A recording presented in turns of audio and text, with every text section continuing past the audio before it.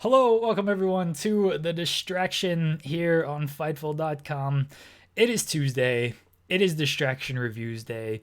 I am Jeremy Lambert, joined as always by the Nanny, Joseph Hulbert. Joe, how are you doing today?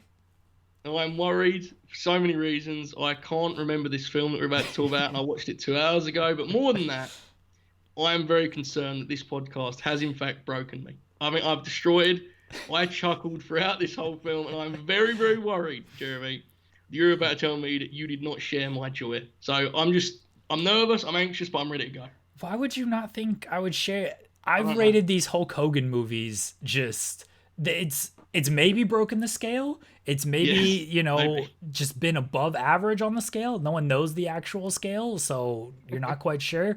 But I've rated these Hulk Hogan movies very highly. So I've True. I've enjoyed all two of them so far. And I will say this now, spoiler alert, I enjoyed this one as well. Okay, I was hoping you were going to go as far as say you enjoyed this most, but we'll get into that as a debate we'll have later.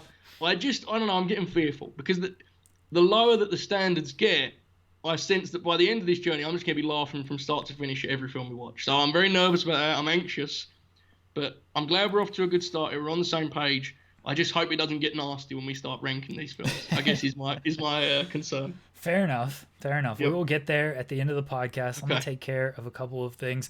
Fightful.com, wrestling, MMA, boxing. There's an MMA show this week. Jessica I is apparently on it. Sean has to cover it. I'll be on vacation. Sucks for him. We got plenty of wrestling news. This Thursday, we've already recorded this show. This Thursday, we will travel back in time. I got a haircut, Joe. You didn't say anything, probably because you've seen me with long hair like once throughout our Yes. entire recording True. process. The long hair will return on Thursday, as we've already recorded a special two-part episode with our friends Jack Crosby from CBS Sports and Andrew Thompson from Post Wrestling. Very long episode. We talk about Bret Hart, Shawn Michaels debate, Mount Rushmore wrestling, Alexa versus Okada, the NBA, plenty of other topics in 2 hours. We cover a lot of things, not always very timely because it was recorded last Thursday, but check that out on Thursday. We were really happy with that show, and it's always fun to be joined by two of our good friends. And everyone stick around through the end of that podcast. Andrew gives just a very powerful and moving speech about everything that is going on in the world right now with racial injustice that I encourage everyone to watch and take something away from, because it was a fantastic speech. We are trending worldwide right now. The distraction. There we go. The Yes. distraction. Hashtag the distraction. Over on the other corner. Oh, my finger doesn't actually go. Joseph, point up. There you go. Yeah. Right Yeah. there. Yeah. Here he is, folks. There's a new distraction logo, and we might have a new set in the coming week. Sean has promised big changes on the distraction Oh, no. with our layout and our set. At some point, he's actually going to listen to this show and just completely cancel us, but we'll cross that bridge when we get there. Yes. Okay, Mr. Nanny, Joe, the final film in the Hulk Hogan trilogy. Hulk Hogan is actually he's a wrestler. He's a retired Yes. wrestler, I guess, a broken down wrestler, and he ends up becoming he's a bodyguard nowadays in this life. But as he links up with his family, these kids keep terrorizing their past nannies, and so Hulk Hogan becomes the nanny to these kids. He does. I want to stop you early on here because I think we need to make it clearer what we're referring to this man as. Because I watched the opening credits closely, and I do not know if you saw what I saw, which is that he was not listed as Hulk Hogan for this movie. No, no, no, he was not. He was listed as, and I'm pretty sure about this. People can check it. Feel free. Terry Hulk Hogan, and I believe the Hulk was in the The nickname quotes. quotation. Yeah. Yes, which brings up so many questions. I'm unsure if he was trying to just be Terry Hogan at this time, which is tremendous. I like that he let us in a little bit with Terry, but he would not go the full way yet, would he? He still protected the business enough that he made it clear Hulk is not my name, but Hogan is. Okay, and I respect that. So is he Terry or Hulk in this episode, Jeremy? That's what I'm asking you.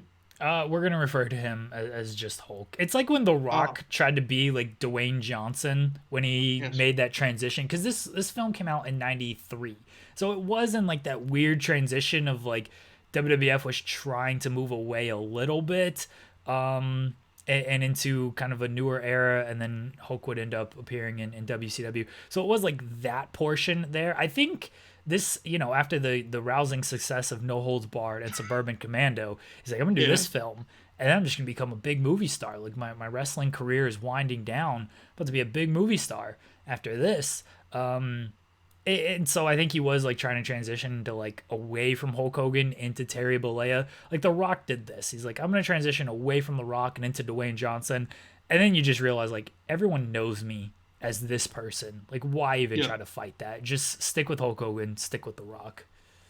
I agree, but this would be like if Dwayne Johnson went by Dwayne Rocky Maivia and had the Rocky in the in the quotes. That was just, I mean, I'm with you. By the way, you mentioned like when this took place. What happened to Hulk?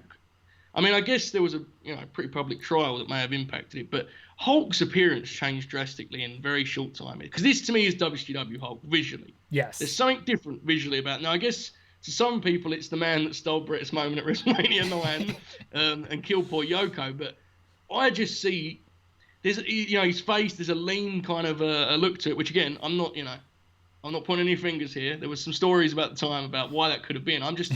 There was a quick turnaround in this appearance, right? It felt very different to me. He's certainly like the 24-inch pythons may have shrunken a little bit from No Holds Barred and Suburban Commando, but he was also playing just a regular guy.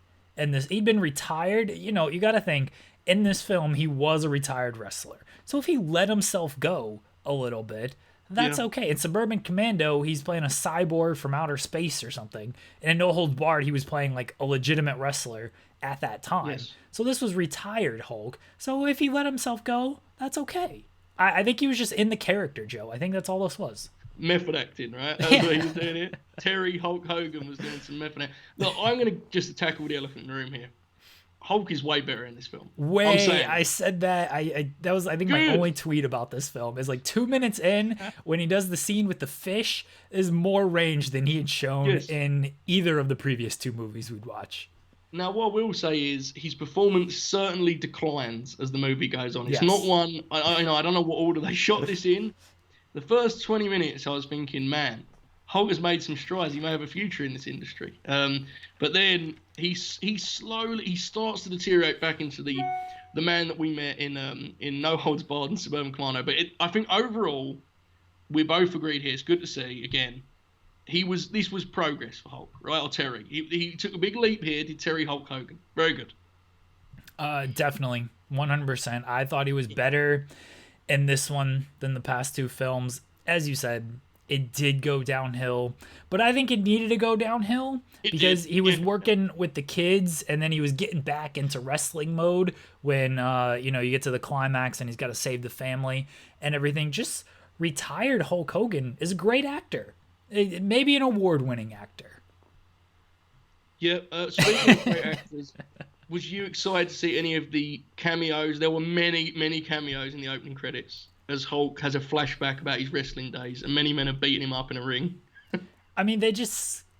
Look, I can't believe it took him this long to get Beefcake a role in one of these films. I think that was the biggest surprise, is that, you got Afa and who else was there?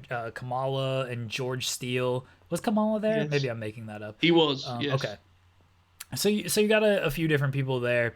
And they just play themselves, the wrestling versions of themselves, and they're just like beating up Hulk Hogan in a wrestling ring. They don't have to show much in this film. But I was surprised that it took Beefcake this long to get a cameo. Why wasn't he the henchman alongside The Undertaker? I mean, he should have been. He actually could have been, in fact. But am I wrong in saying that this was like a precursor to the Zodiac character? Yeah, that's what I thought when, I saw it, it was 1993, but like this was the Zodiac. Yes. I don't know how this was done. It was like maybe Beefcake had this idea. He was a man of many faces, Joe. I don't know if you know this, He was. but maybe Beefcake like had this idea, and so they did it in this film, and WCW saw this like, you know that character you played in Mr. Nanny? Let's bring that to WCW, and then they added the Dungeon of Doom and everything. This was the Dungeon of Doom right here, beating up Hulk Hogan. I mean, yeah, it's pretty close. I wonder. I'm going to propose a theory. I wonder if this was another case of them remaking a film and hoping no one would ever notice, and it just got lost. Because this is another deal where I thought I'd seen this film. Pretty sure I've never seen this film. I mean, I had no idea he was a wrestler. No clue.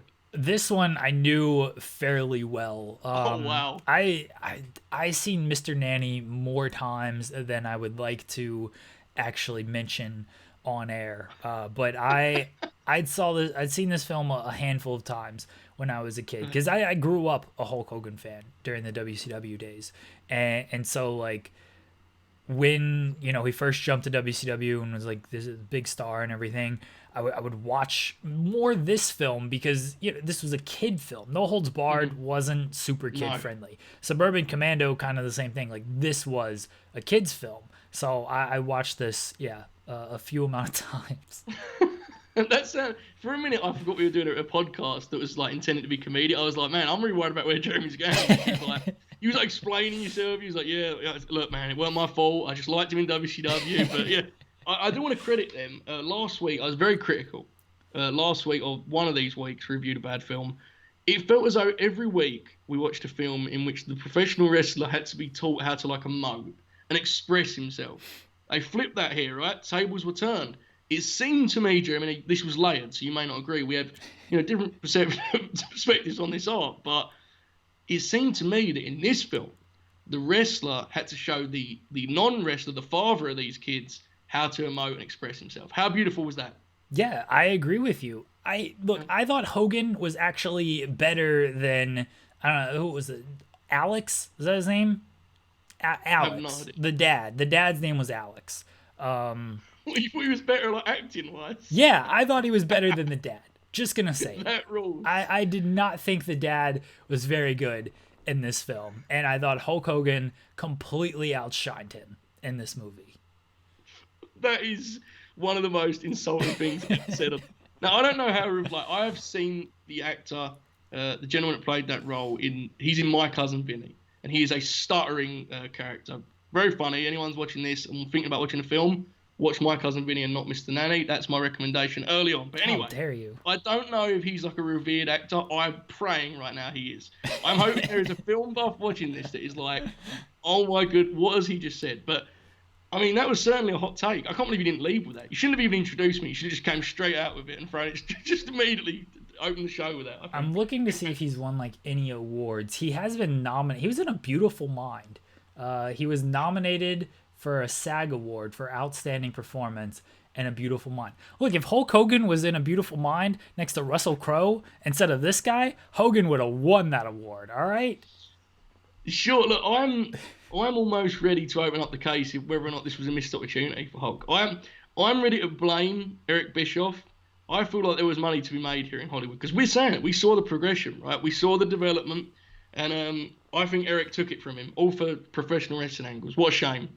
I'm with you. I think Hogan was showing growth. I think you've got to give Hulk Hogan, tougher roles. And look, No Holds Barred, they were like, go play a wrestler. And Hogan's like, all right, yes. I know how to play Hulk Hogan. Rip him up. Yeah, so that's what he did. Suburban Commando, he played a robot. Can we not agree that he was a very good robot in that film? I mean, when you put it that way, it really does do him a favour because he excuses every flaw he's at. It's like, yeah, man, he's right. What do you want him to do? He's not going to emote. Right? That was just the way he was supposed to.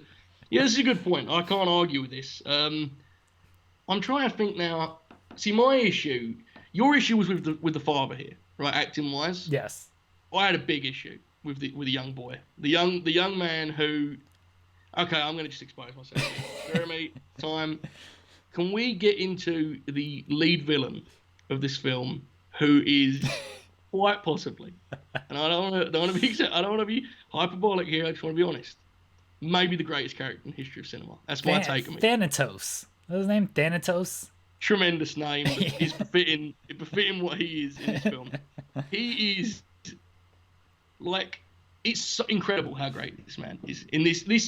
He has a plate on his head. Yes. And like what I just described to you, imagine it in the most overt, insane fashion possible. Like he just has a shiny top on top of his skull, and when he gets angry, he just directly puts his head down like this and just dives into someone with his head. He's the juggernaut. Yes, Hogan sells this for like 5 minutes of the film. He's just ramming him with his head butting him up. He's like, I was in awe. I actually think, I'm going to do the first comparison now. The villain in No Holds Barred that we loved, he doesn't even come close to this shiny-headed man.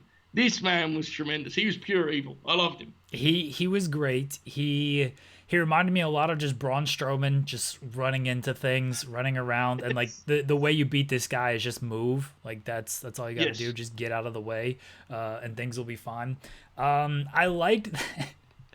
Like, we got to explain why this guy has this giant metal dome, because this explanation rules, okay? This is such a great... It all tied back... So Thanatos is trying to steal this microchip from Alex, and this is the big, like, overarching evil plot that he has. And Alex has hired Hulk Hogan to babysit his kids while all of this is going on. Yes. But it all comes full circle, because Thanatos was actually the man who kind of got Hulk Hogan out of the wrestling business, because he wanted Hogan to throw a match. And Hogan, yes. This is what you wanted him to do. Yeah. And Hogan, he wasn't going to do it. He's not about that. No, it's all a shoot, brother. And Hogan's going over. So, you know, they confront him backstage and everything. And Sherman Helmsley is Hogan's manager here. And they confront him backstage. They go up. They fight on a roof and everything. And Thanatos has like this giant head of hair, like huge, like Sideshow Bob. Picture like Sideshow Bob, like kind of afro hair. He's very proud of it too. Yes, right? Very, very proud of it. Yes. And they're fighting on the roof, and Hulk Hogan back bodies it, drops him off of the roof, and he falls down and he hits a pool. And you think, okay, that makes sense. He goes into the pool, and maybe that's how. He needed to lose his head, get this metal plate. No. The pool is empty. He lands head first into this concrete cement pool. I'm pretty sure it's concrete cement. He lands head first into this, but instead of like killing him, his head, his hair softens the blow. And Sherman Helmsley is like, his brains are everywhere, but it's okay. They just put like, you know, a giant metal plate where his skull should have been, and he lived. And he's fine, and he has like no other type of like he can walk fine, he can move, he's not paralyzed or anything like this. He just has a giant metal plate where his skull should be, where the top of his skull should be. That's what happens. Maybe he fell on the second roof of the pool. Maybe it was like the giant, where, you know, maybe that's what happened with the giant, with the monster. He fell off and he just fell into a concrete pool, and instead of dying, he just he had a metal leg or a metal foot, and we just don't know about it. We've never seen the Big Show's feet, have we? Maybe it's a metal foot. Maybe. Look, I can't believe that description is a real thing. Yeah, I'm not making any of that up. That's legitimately what happens in this movie. I'm pretty sure it was also explained that the kind of mechanism they built on his head was done while he was in prison. Was that not what they said? I'm pretty sure. Yeah, I guess he went to prison for attempted murder because he shot Sherman Helmsley in the leg. Yes. Now, I had assumed that he had this skull because, like, maybe because he was a criminal, he just got like some, you know, wild guy to do it for him, right? Like, he's a wild man, he doesn't care. But like, this was the actual procedure needed to save this man's head, which makes me I'm so fascinated by what his head looked like before they put this thing on his head, because I don't know what it possibly. I mean, you're right. He actually says, and I'm hoping this was just him kind of using some colourful phrasing, but he was like, yeah, his brains are everywhere, but who cares, right? They got his head back on. Like, what do you mean they got his head back? It's a plate. It is not his head. It's a plate where his head once was. Jeremy, look, I don't want to pick holes in this. But the fact that we haven't just immediately spoken about his character, I'm disappointed in both of us, okay? Because as soon as you see him, you know it's going to be golden. Everything we've just laid out, that comes about an hour later as a backstory. So the fact that he's linked with Hogan, even better. But the fact, I want to just reiterate this, the fact that all that he actually came out of this with is a new weapon to destroy people with, as he just rams them with the top of his skull, is one of the greatest things ever. It truly is. Like, this film, okay, for the first half of this film, I didn't even think this was, like, so bad it's good. I just thought it was, like, fine kids film. I honestly didn't think it was that bad. The second half is peak so bad it's good cinema. Yes. And he's the highlight. He's the centerpiece. Just the whole montage of him just using his head to kill Terry Hulk Hogan for like 5 minutes of action is some of the best thing I've ever seen in my life. It was incredible. My favorite part of him trying to murder Hulk Hogan is not actually him like using his head. It's the flashback scene with the wrestling. And he's very angry that, you know, they wouldn't throw this match. And he's got a gun and he's going to shoot Hogan. And he's got one bullet in this gun, Joseph. Yes. There's one bullet. He fires off the shot. Sherman Helmsley jumps in the way. Helmsley gets shot in the leg. Look, his aim sucks, first off, because he was only going to clip Hogan in the leg if the bullet got to Hogan. But he fires off, and then he like is ready to pull the trigger, like he's going to shoot another one, and he's got no bullets. How do you not know, like, how many bullets are in your gun? Where did the rest of his bullets go? That's what I want to know. He just has a loaded gun with one bullet? I know, he's great. The reason I brought him up anyway, I have to expose myself here, is because in No Holds Barred, there's like this wild moment of violence where the villain in that film, whose name again I forget, just punches the love interest. Like, out of nowhere. It's like, whoa, what just happened? And we both kind of spoke ill of it, and rightly so. It was, it didn't fit in that film. I'm going to tell you now, Jeremy, when this man with the silver head punched that little boy in the face, I literally almost cried laughing. I'm putting hands on the table here. Is this good of me? No. Is it right? No. But legitimately, he just punches this kid in the face, and it is as sudden and as quick. It is incredible. There's not even a cell. The kid just falls down, stands up, and he's like, wow, that was mean. And he's like, yeah, I got a silver head, man. Come at me. It was tremendous. I was in awe of this. Because the kid had been annoying me. I'm going to be honest, guys. The kid had been annoying me. I know it's not right. I shouldn't laugh at this kind of violence. But it is, like, just so sudden. This guy was ready to do anything, man. Anything it took for this chip, he was doing it. The kid gets punched in the face. I thought the better scene was when Hulk Hogan's getting drowned by this Arnold Schwarzenegger light guy. And the kid jumps on the back of this guy and he tosses him down and he kicks the kid in the face. But instead of the kid, like, just like, he's on all fours and he got kicked in the face. Instead of him just like, falling over, flipping over, he slides across the floor like he's a curling puck or something. He was just bumping around like Dolph Ziggler in a Raw match or something. It was tremendous. He was just getting hit everywhere. And then Hogan's big line was like, you shouldn't hit kids. Yeah. Bang. Like, oh, good one. Really got him. He still does that in this film. There are still moments where Hogan is entrusted with like a line that's supposed to really hit, and it just misses one. Like there's one where he says to Dad, he's like, why don't you speak to your kids? Huh? You got something better to do? And it's like, what is he talking about? It's just, he has these moments. But I'm glad we both enjoyed the graphic violence towards that poor young man. I'm sorry. But he's a dick throughout most of the film, correct? Like we understand why the kids are mean, but my God, he's real mean. He's trying to kill Hulk Hogan throughout the film. He's trying to choke him with the weight bar and all of this stuff. He's trying to shock him and set him on fire and whatnot. Like, he's trying to kill Hulk Hogan throughout this film. Yes, that is, again, no exaggeration, actually happens in the film. Oh, by the way, in the closing action scene that we have now just spoken about the whole time, and rightly so, it's beautiful. I enjoyed Hogan's manager. When his hands are taped up, right, tied together, just fires like 100 bullets to split this. Like, he has the gun with his feet, I think is what happened, right? Yeah. And he's just firing the trigger and he's holding his hands here to split them.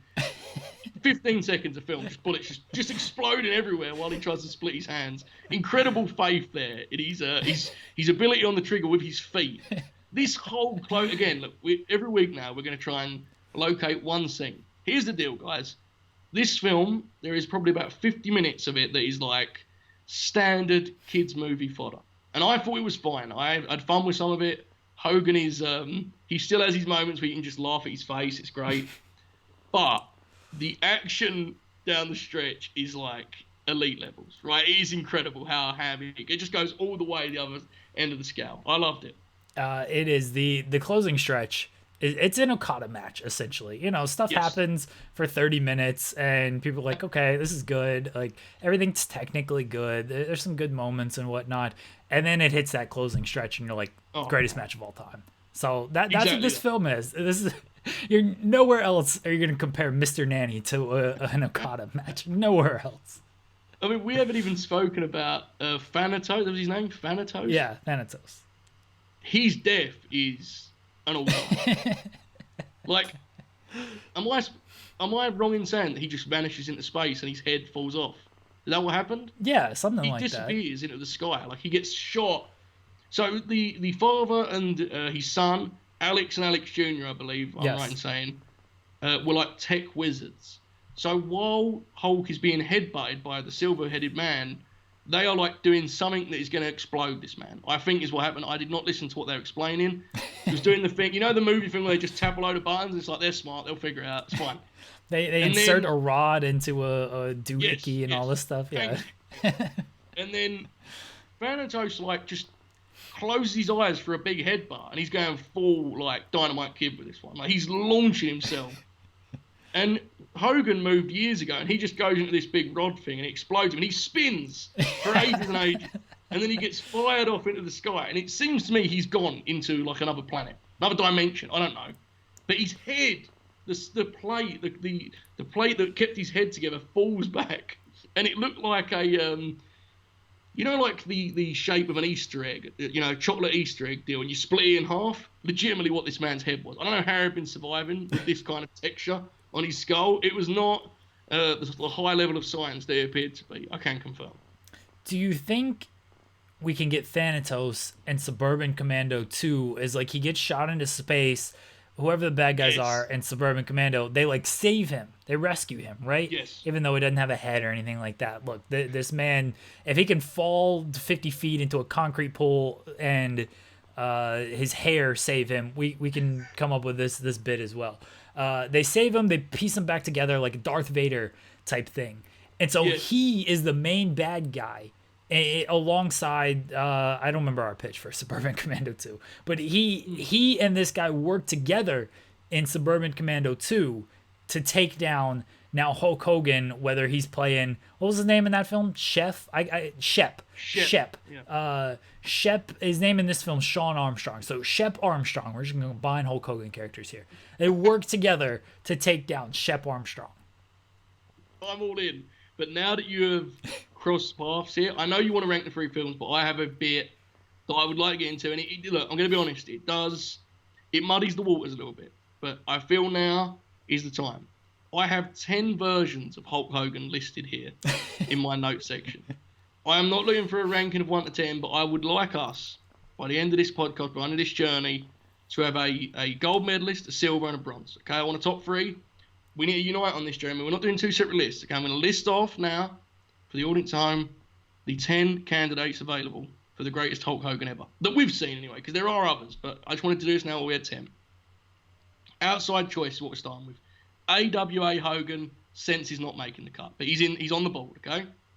We then move to classic Hulkamania, then Rip, feels like a favourite, gonna be honest with you, okay? Shep, Sean, whatever his second name was in this, his name is literally Sean, so Sean Armstrong, I just said yes, Sean. Watch the product. Okay. Skinny WCW Hogan, I know what you're thinking, is he the same as Sean? No, he is not, but maybe yes, he is. Okay?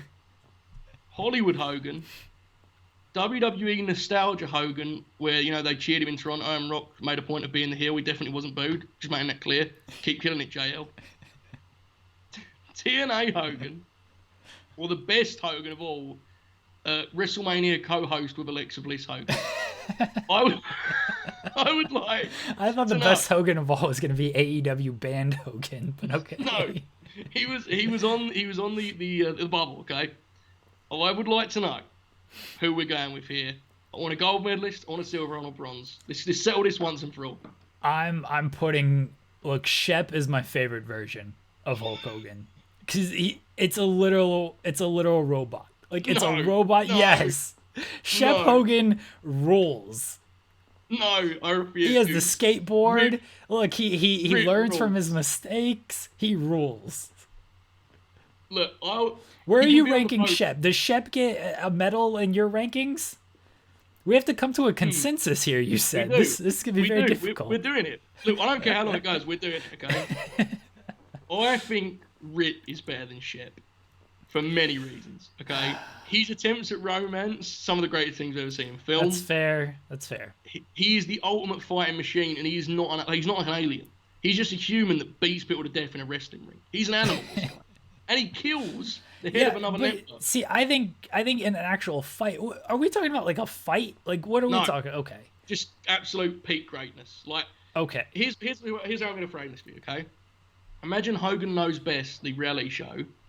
If you could insert one of these versions, what is your top 3 options? So you could have Shep, the character, as a real-life human on the Hogan. Wasn't that just what Hulk Hogan was on that reality Look, I don't know. I've never watched the show. It's probably the right way to position this, okay? That's how I'm framing it. It's talking about entertainment here. Not Ultimate Fighting Machine. I'm aware that the Cyborg has the lead in that. I just want to know. Look, I mean, here's the deal. We can't... Are you a Hollywood Hogan guy, Jeremy? I mean, he was fine for a week or so.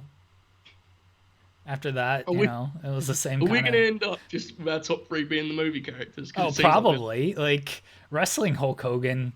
Look, I loved Hulk Hogan growing up. Looking back on that now, it's like, all right, this guy kind of where does the New Japan Hulk Hogan rank? Everyone tells me New Japan Hulk Hogan is amazing, best worker of all time.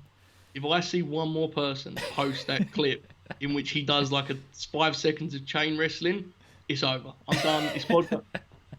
If I see that with the caption and people say Hulk can't wrestle, fire emoji, done. I'm out of here, okay? I'm retired. It's finished. I'm tired of it, okay? But yeah, you're right. He should have been on here. You can take off the AWA version if you would like. I was just doing that for the historians. Or the other clip they love too is the one where he's like, go ahead. Oh, when people post those clips, it's like the basketball, like they post like this 3-second clip of like Kyle Singler, doing a cool dribble move and maybe a layup. It's like Kyle Singler could ball, and then the emoji with the smoke coming out of his nose, like that. That's the Hulk Hogan can wrestle clip. Yes, and the other classic Hogan New Japan deal is that clip where he's like, he talks about how the WWF title is just a toy, and it's like, it's obviously just Hulk being Hulk, like just an absolute lying, working wrestler, right? And without fail, someone will post it and the replies will be like, even Hulk knew, man. Look at that shit. That's crazy. That's wild. They'll post like a gif of Okada and be like, damn right, Hulk, you're ahead of your time. Anyway, he can be on the list. I don't think he's making it, Jeremy. I'm going to be honest with you. I don't think he's making it. I'm looking at TNA Hogan and I'm grinning right now, okay? Because here's the things you have to remember with TNA Hogan. The immortal back tattoo, tremendous. Like elite levels of self-awareness. The whole deal of like make an impact, brother, and like ripping up formats only to do exactly play-by-play what everyone expected to do cannot be ignored. That is an elite level. Look, if we're putting any wrestling Hogan to getting a medal, TNA Hogan is on the medal stand because I'm with you on all of that. The trying to make Abyss the next Hulk Hogan, that just amazing. Like the Ring, brother. It's like Lord of the Rings. Like Hogan had just watched Lord of the Rings. It's like, this ring's got power, brother. When you have this, you're a Hall of Famer. And Abyss might be. I don't know. He's a producer now in WWE. He might be a future WWE Hall of Famer. So, True. Yeah, look, TNA Hogan, if we're putting any wrestling Hogan in the medal stand, that's the one. What about the co-host of WrestleMania with Alexa Bliss? He almost single-handedly got Alexa cancelled on WrestleMania night. Do you know how impressive that is? They posed together and such. It was very controversial, Jeremy. I think I'm with you. Okay, look, let's come to a conclusion here, okay? You want Shep, don't you? You want Shep. Is Shawn the one that we're leaving off of the characters to get on TNA Hogan? I think Shawn has to be the one that gets left. Yes. Okay, so that brings us to Rip, Shep, and TNA Hogan. which is a triple threat of all triple threats, may I say. Look, I'm going with Rip 1, you're going with Shep. This is real tough. What's your argument for Shep here? I want to just get this clear. But I thought we were talking, like, if we put all these men in a fight, Shep is killing all of these guys. If we're talking just pure entertainment, I do think Shep was very entertaining, especially when he tried to why does Hogan do this thing in all these films where he like tries to parent these kids? He hates kids in this film too, by the way. He says that multiple times. He hates children, but then he ends up becoming the better parent. So I don't know, but you know, Shep was the original version of Shawn, I guess. But I can go with Rip. You're right. Rip was very good on an entertainment level. I still think Shep was entertaining as well. I was giving him the boost because I thought we were talking about a fist fight here. We were talking about World War III, and Hogan's never lost in that battle royal. I'll give you Rip at number 1. I think we go Rip, Shep, and TNA Hogan. Is that fair? I'm looking here at the lineup, and I think I can confirm that is fair. I think I'm fine with that. I like that we're showing love to TNA Hogan because he's the only version that never gets any love at all.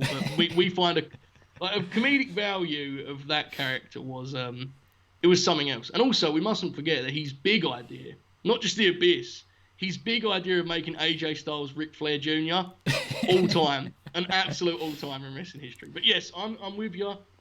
I can see where you're going with Shep. Look, Shep is great, but the thing with Rip is he does that Hulk Hogan thing where like his way of showing rage is he'll just sort of spit everywhere for no apparent reason.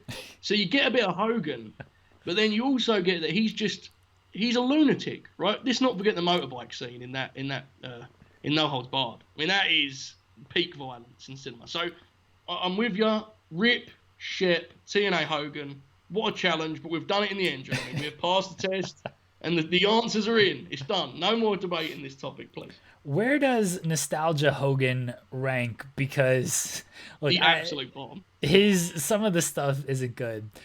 The Undertaker feud, when he can't get the bike to start, and when he's getting dragged around the arena on the back of the bike, some of that stuff is amazing. Okay, I've changed my mind. That is maybe this is the other thing, and this is going to be a tangent, guys. I'm sorry. I'm watching 2005 WWE right now. Okay, and Shawn Michaels. He's doing these promos about like basically he actually says in the promo, he's like, I've been doing 5-star matches and all you can do is like put his hand to his ear.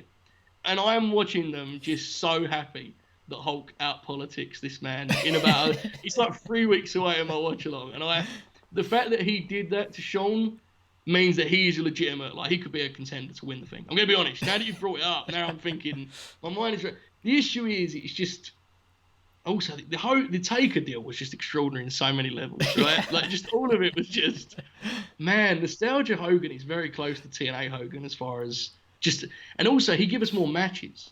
Like in TNA, how many matches did Hogan have? 5, maybe? Yeah, not less many. Than that. Yeah. Man, Nostalgia Hogan might take this. I'm not sure. I'm trying to think how much we got out of Nostalgia Hogan. The Shawn deal itself is just incredible, right? Like they're supposed to do like a series of matches, and he's like, "What we're actually gonna do is I'm just gonna win and never wrestle you again." Thanks, Sean. Really appreciate that, man. So he may actually be third. Are we taking out TNA Hogan right now? Is that what we're doing? It's close, but like you like the Shawn part. Like I like the Undertaker feud with him not getting the bike to start. That's an all-time thing where he just can't get. He's supposed to drive up and go after the Undertaker, and the bike doesn't start, and then he just ends up walking up the ramp as Taker like runs away and everything, and then he comes back down. He finally gets the bike to start and whatnot. But like that's an all, and then getting dragged around the arena. He's got a like skeleton crew getting flung around the arena and everything. Some of that stuff is just hilarious. Absolutely hilarious. And look, if he didn't tell The Rock that The Rock was going to win, he could have won that match. But The Rock, you know, Hogan had to tell, okay, brother, you got this one. This is all you, Dwayne. And I think Nostalgia Hogan has a real good argument. You completely dismissed this at first. And now we might give him the bronze medal. I'm also thinking about the Taker match too, like that absolute just disgrace of a match where he gets that He gets about 2 inches off the floor to choke slam, and it's just like, His neck in was many hurting. ways, that is peak Hogan. Just so it encapsulates everything about him that makes him him, for better and often worse.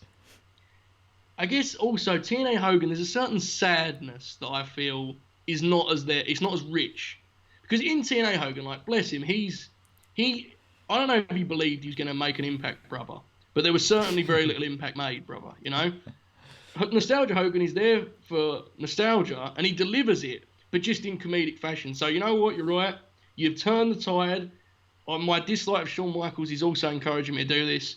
Bronze medal is now WWE Nostalgia Hogan, which I think spans from like, what, 2002 to 2005, 6, around there, something like that period of time. Yeah, when was the Orton feud? I think that was 2006. Okay. He wins that feud, right? Yeah, of course he does. That is insane. No one talks like that. Is it a terrible match? I don't know if you've ever seen it. I remember watching that back in the day, and people were just like convinced, like, no, Orton, he's the legend killer. He's got to go over on this thing. Like, of course he's gonna win this. And Hogan's just like, no, he's not winning this match. Like, Bob never beat me. His son ain't beating me either. I don't know what you're talking about. It's amazing because Orton has a finish where, like, you can lose to him 100 times and never look bad, right? Because he could just be caught by it. But no, he must drop the leg. He must vote. I'm gonna give him the benefit of that and assume that Randy. I felt that time that was when Randy got himself in some like hot water, right? That was when he had the heat and I think his antics may have caught up to him. But for the sake of comedy, I'm gonna just say no. Hogan said, "No way, I'm dropping this leg and I'm posing. That's what we're doing tonight, pal." Hogan's like, I'm leg slapping and you're going down, buddy. Leg slap. Randy Orton is the great. Listen to me. Anyone who watched the show that read Randy's tweet and was like, "Oh, screw that guy, he's lazy. Get out. It's done with, okay?" Randy Orton rules. Anyway, so that was our 3. Rip, Shep, Nostalgia Hogan. Back to Mr. Nanny, Jeremy. You didn't like the son's performance. What did you think of the daughter's performance? I thought she was good. I did too. I thought she was good. I thought that's why I didn't like him. It felt to me he was exposed. You know, he was shown up by the superior. The daughter was good, I thought, but am I wrong in saying he was more of a focus? I felt like there was more of a focus on the son. It was. I mean, he was Alex Jr. and he's actually this apparently really smart kid who it took him forever he gets beat up by these bullies, I guess, his whole life. And then he realizes, hey, if I just put on the shock wallet, I can get these bullies away from me. He doesn't realize this until the great parenting advice of Hulk Hogan and Sherman. Can you explain that mechanism to me, or are you unsure too? Because no, I have no idea. Here's my question. Does he have a way to open it without getting shocked? Or is it just you open it, you're shocked? This is my question. Well, it looked like they were grabbing on to like the string wire. And so like that's the part that actually like shocks you, not opening the wallet. But then at the, when Hulk Hogan uses it, it is like you open it and you get the shock. Yeah. So maybe he rubs something on his hands. Maybe there's some type of oil that you can rub on your hands to where you can open it and it lessens the shock or just keeps the shock down. I don't know. And these bullies clearly did not have that on. Sanitize, folks. This is why you have to sanitize your hands. Yeah. I just was thinking, like, he must have been so confident he was going to bump into these 2 kids, because otherwise he just would be stuck with a wallet that couldn't be opened.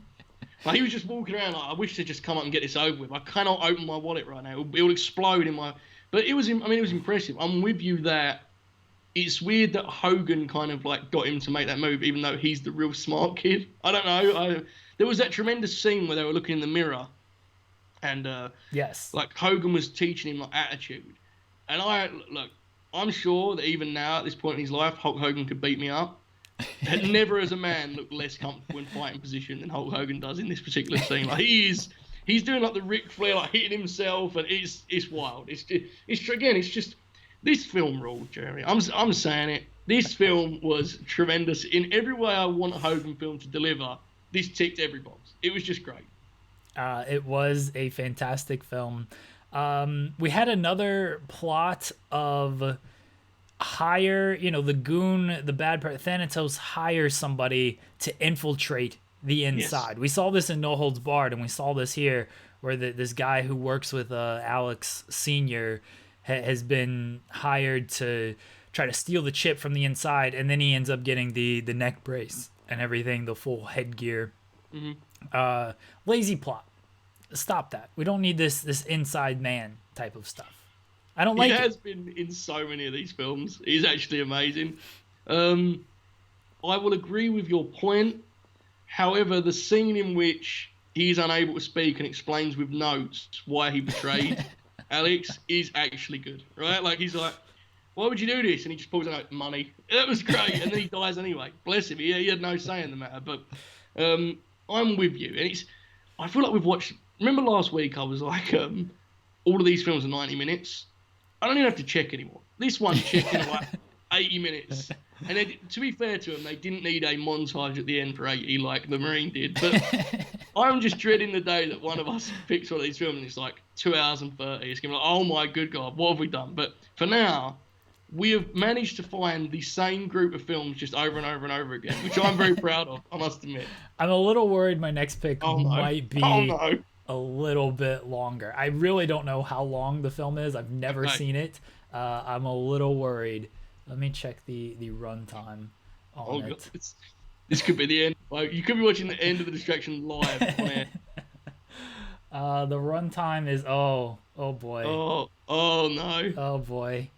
I might have to rethink. Look, I think it's gonna be worth it. You can yell at me if it's not. I'll reveal. I'll watch it in segments if I have to. It's fine. You pick your pick, and we'll judge it next week. Okay, we'll leave it like that. All right. Do anything else about this film that struck you? I just want to know why it didn't win an Academy Award or two. I'm certain this is a bad film. Like, if you watch this thinking that it's good and you get mad at me, please just know I have watched so many bad films for this program that this to me was like there was very few moments in this where I thought to myself, this is terrible. Even though it probably was terrible, it avoided that feeling. So for that reason, I can't praise it enough. I had great fun with this. I've got to admit. I thought it was great. It was everything that I remembered it being from when I watched it as a kid. Maybe even better because I see it with adult eyes now. Yeah. But yeah, it was a good piece of business. Good piece of business, Joe. What is your ranking on this film? Okay, what is my highest yet? Jeremy, do we know that? Can we pull that information up? I have the rankings right here. Your highest rated film is surprisingly Stuber at 6 out of 10. I am going to give this film an 8 out of 10, Jeremy. Wow. That is insane talk, guys. I'm going to be honest with you. But look, we're going all in. We're committing to this. This was tremendous fun. This really was an Okada film for you because you were like the first half of this film, not a lot going on, not that great.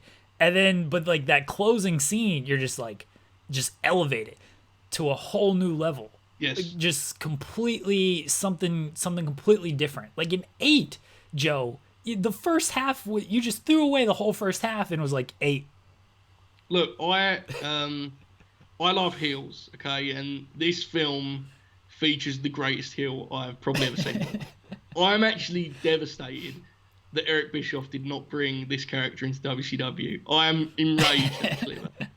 This character is, like you said, Juggernaut earlier, right? It is an actual... The thing is, I want to say a comic book character, but it's even better because they try to make him, like, edgy, even though he's the most wacky guy in the world and he has a shiny head. Like, guys, just watch him. I don't know. He steals the show. 8 out of 10. I'm sticking with it. My highest is Suburban Commando at 7 stars. Look, I liked this film. I don't think it was as good as Suburban Commando. I've already proven that I'm a big fan of Shep. And I, unlike you, I can't throw away the first half of this film. The closing stretch was great. Thanatos was great. The first half and a lot of the kid stuff, it was the same bit over and over again where they're trying to kill Hulk Hogan and run him off from being the nanny and everything. Okay, I get it. Like the closing stretch was great. I'm going 4 stars for Mr. Nanny. Okay, so you went 7 on Suburban Commander. Yes. That is very disrespectful.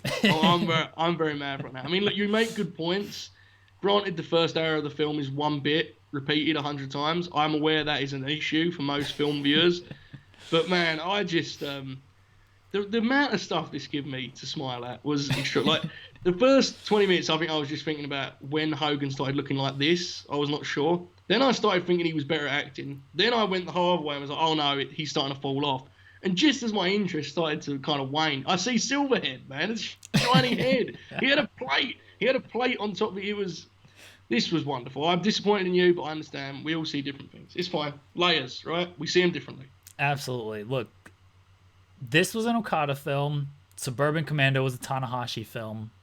If you're comfortable... No, stop right there. Stop right there. No, we're not doing that. Do a different one and I'll accept it and be quiet, but not Tanahashi. It's very disrespectful. Direct shot at me right now on the podcast. It will not be accepted. You're planning an invasion behind my back right in front of my face, so I'm not happy about this. You're lucky we're even doing this podcast today after the disrespect you showed me on social media yesterday. Yes, I am. Guys, just so you know, I will be making an appearance in the New Japan Cup. I'll be doing a run-in at some point. Everything's agreed.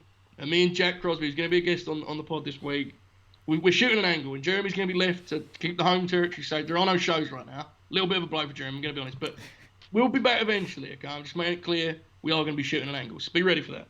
I'm bringing in Charlotte, and once... Bow down. Yep, bow down, hashtag bow down.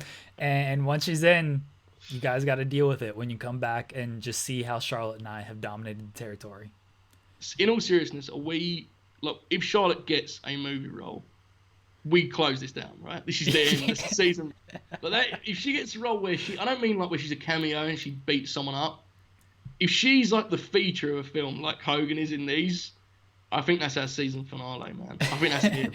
I think we close down. We're like, yeah, that's it. Peaked. We cast her in No Holds Barred too, didn't we? We 100% did. We had Triple H, Charlotte. Samantha? Yeah, she was Samantha. I'm 100% certain we cast her in that film. I mean, yeah, that would be, but believe it or not, I was not seeing that as a realistic thing on the horizon. So I'm with you, but like I've seen her say before she'd like to do stuff in Hollywood. So just know, guys, if you ever see that press release about Charlotte starring in the film, it's over. It's over. Okay, we're out of here. That's our peak. We cannot like WWE can't afford to lose Charlotte Flair for however long it's gonna take to film a movie. Can you imagine what kind of programming they wouldn't have without her? Yeah. I'd be wild, man. They'd have to use one of the other 25 women. It'd be insane. She was in Psych, the movie. I've seen that film. Bow down. Her role wasn't like huge, but it wasn't small either. Oh wow. Yeah. From what I recall, John Cena is also in this film. I have no idea what this film is. You've never seen like the the TV show or anything, have you? No.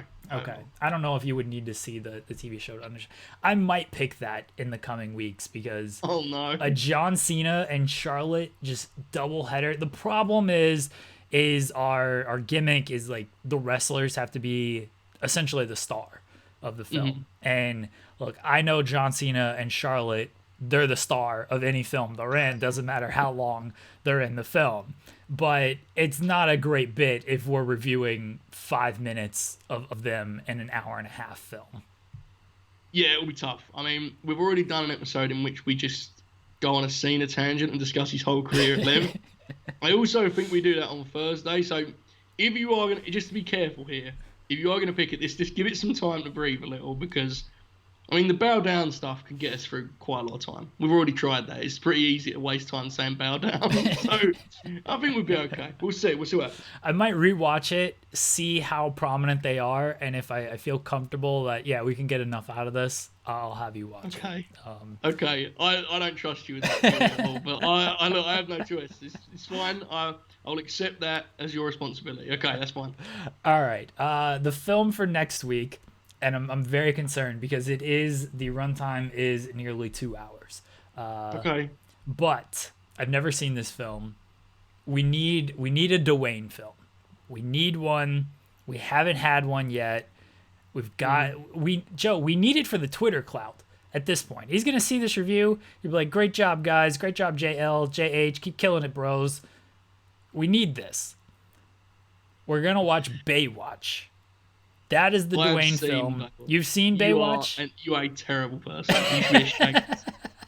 I've never seen it. Terrible, evil co-host. I'm very look. I'm gonna be honest. It could be worse. I'm pretty sure there's a lot worse in his lineup.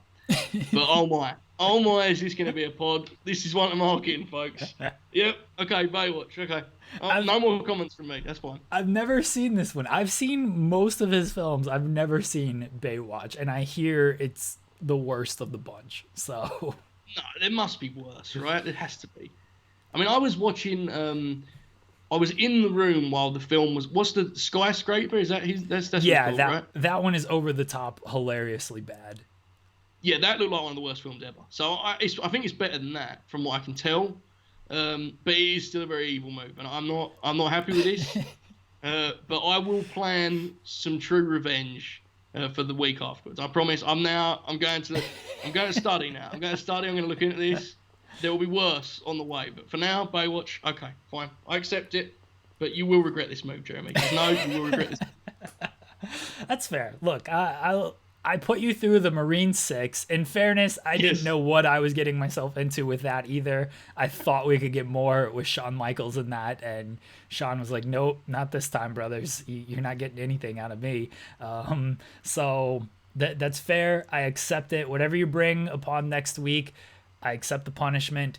I want to watch Baywatch, though. It said the word said by nobody ever.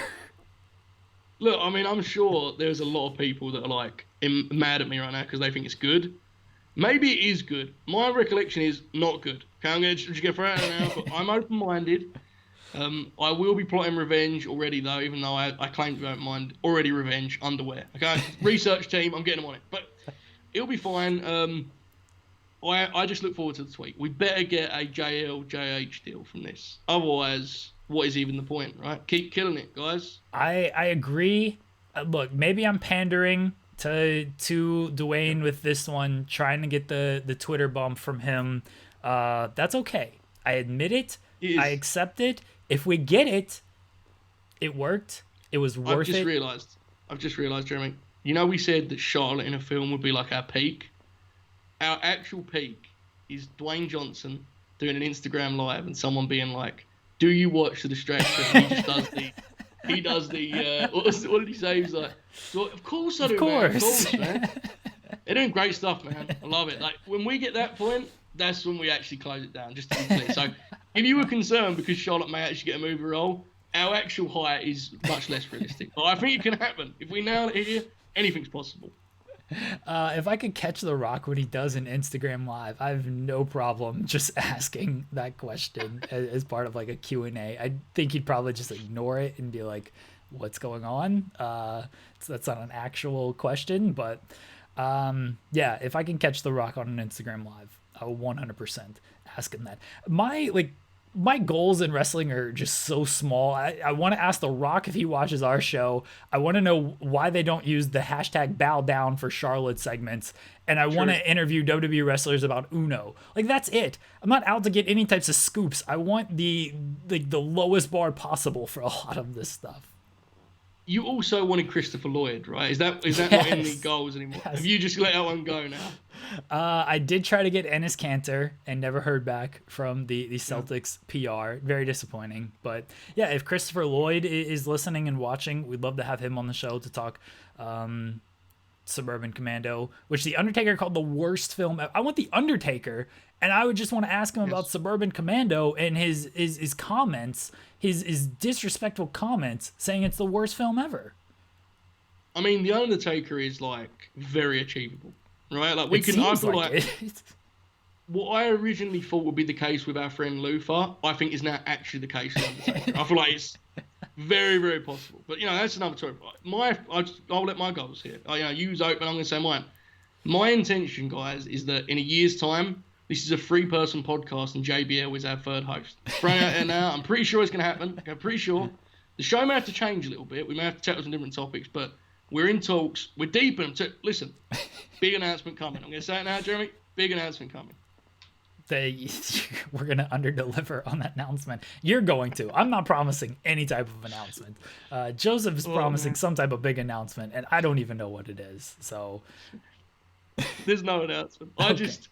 I'm imagining a world in which you go from being like, my co-host is always John, and then you just throw a John Bradshaw Layfield, who's also on the call.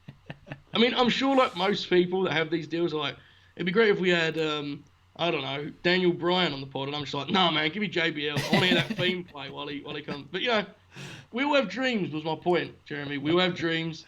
There are no big announcements coming, guys. I'm going to be honest. Our big announcements, we kind of max them out. When did we get Ricky Starks on the show? 12 years ago? Or was it 3 months? Yeah, it's been a while. That was when we like first started, when we were like doing daily, and then daily delved into what we're doing now. Yes, that was our big announcement, and since then we're just trying to pick up the pieces, right? It's tough. One day maybe we'll get it. If we get this JHJL deal, skyrocket. We're off to a different level. But for now, just accept what you're getting, okay? Bad movie reviews and some awfully tiresome wrestling talk. That's what we promote here, right? And TEW, we do have that. We're good at that, I think, at least. We've hit the hour point. Sean says he's amazed that we watch these films and somehow talk about them for an hour. More proof he doesn't watch the product, because we rarely talk about these films. Never talk about an hour. I think the big announcement is you have a feature this week, Joseph. I do. I'm very mad because I want my title to be Bobby Lashley, why not him, why not now? As a reference to the Orlando Magic finals team of, I believe, 1995. However, I have realised that the replies to that article will be people that do not click the link and just write, they'll write lengthy explanations as to why not him, and especially not now, which is not what I want. The article is called Now or Never. For people that watch this show, I want to make it clear. I am not saying now or never in regards to him becoming WWF champion. Please do not reply to me why he should not beat Drew McIntyre. I know. I explain in great detail. It's a very long article. Very tough to write. Bobby Lashley can come on the show anytime. He would also be a good a host. I think you agree on that, right? Yes. We are friends. He has retweeted my article. Probably won't retweet this one called Now or Never, as I'd imagine he has already taped the match in which he is never. So, full disclosure, not expecting a retweet. But guys, please help. Send me money. Click the link, don't read it, retweet, like, money. That's what I want. I don't know when that feature is. Have you submitted it? I think so. Yes, I have. Yes. I have. Okay, so it might be. I wish I had a more confident answer there, but yes, I can confirm I have submitted the article. Yes. All right, I haven't checked the schedule since we started recording, so I don't know when it'll run, but it'll run at some point this week. Always read Joe's features because they are great. Hopefully, Bobby Lashley will retweet this, and he will agree, and he will say, yes, I agree with you, Joe Hulbert of The Distraction. It is now or never, and I'm going to shoot on Drew McIntyre on Sunday and take what is mine, because it is now, not never. That's a tweet, Bob. I just wrote it for you. You're welcome. You don't have to send me anything. Just send that tweet. Counterpoint. Retweet the article and then direct message me. Well, guess it was never. ... I'll be like, I'll counsel you for it, Bob. I promise I will. But yeah, look, both good ideas. Just choose one. Please do one of them, Bob. I know you watch the show. I know you're a big fan. Come on, help us out here. You can follow Joe on Twitter at JoeHulbert5. Follow me on Twitter at JeremyLambert88. We'll be back on Thursday with Jack Crosby of CBS, Andrew Thompson of Post Wrestling, talking a variety of topics. It is our Wrestle Kingdom, our WrestleMania. It is a 2-part extravaganza going down on Thursday. Saturday, the TEW series, the fallout from Backlash. Joe starts the build to his pay-per-view, which I believe is Judgment Day. We taped this 8 months ago, so yes. The build to Judgment Day is on the SmackDown brand. While I actually think this is the week of a shocking death. No. Yes, I think this is the week of the shocking death. I'm sorry to bring that up, but I'm pretty sure that's this week. Guys, just be ready, okay? It's going to hurt. It's going to be painful. We get through it, so can you. It could be this week. If it's not, take what I just said and remember it next week, okay? Yes. So that's all we have to say. It's very sad. It's coming very soon. This death that shook up the WWE universe as we know it. That's on Saturday. Again, Thursday, 2-part show. We'll be back next week to review Baywatch, and we will talk to everybody then.